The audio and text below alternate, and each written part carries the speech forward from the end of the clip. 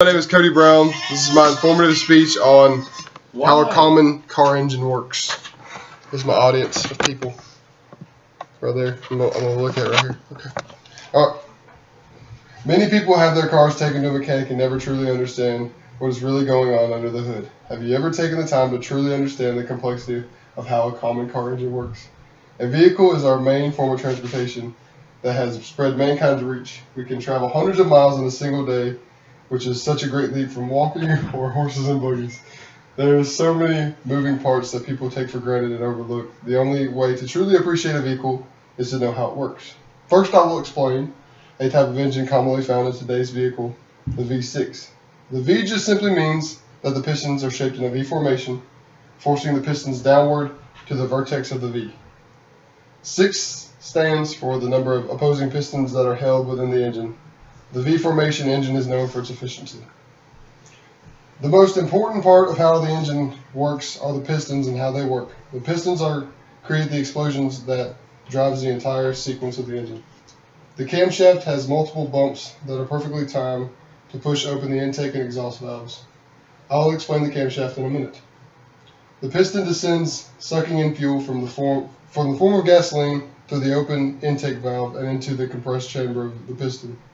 The piston is forced back upward, compressing the fuel. The spark plug sends an electrical shock to the compressed chamber of the piston, causing an explosion, forcing the piston downward. The exhaust sucks out the gaseous carbon created by the explosion of the spark plug, forcing the piston to ascend again. This process constantly repeats itself in order to keep the car moving. Finally, I will explain the camshaft and the crankshaft and how everything comes together in order to move a belt that keeps the engine running. A timing belt or chain synchronizes the rotation of the camshaft and the crankshaft so that the engine valves open and close at proper times. The camshaft is a cylinder that has many nodules on it that open and close the intake and exhaust valves so that the pistons can move. The crankshaft is located on the bottom of the engine and it receives the power of the pistons out of the engine into the wheels. The crankshaft is also a cylinder with large nodules that act as counterweights to create a balanced spin. Both the camshaft and the crankshaft are, like I said before, moved by a timing belt or chain. Alright, since you know now a little bit about how an engine works, you now have a greater appreciation of your vehicle. You now understand how you get from point A to point B. We looked at what a V6 engine was. We also found out how the pistons are moved and what they move that is ultimately a continuous process driven by a belt.